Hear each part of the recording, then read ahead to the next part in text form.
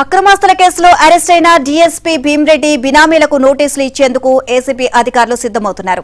ఇప్పటి వరకు జరిపిన విచారణలో ఓ డీఎస్పీ, హోంగార్డ్, రాజకీయ నేతతో పాటు 11 మంది బినామీలను గుర్తించారు. ఎవరు ఏ ఆస్తికి బినామీగా ఉన్నారు అనే వివరాలను ఏసీబీ అధికారులు ఇప్పటికే కోర్టుకు అందజేశారు. భీమ్రెడ్డి ఇంట్లో స్వాధీనం చేసుకున్న 2 మెమరీ కార్డుల్లోని సమాచారాన్ని విశ్లేషిస్తున్నారు. మరోవైపు భీమ్రెడ్డి, ఆయన భార్య ఫోన్లలో బినామీలకు సంబంధించిన అనేక వివరాలను గుర్తించారు.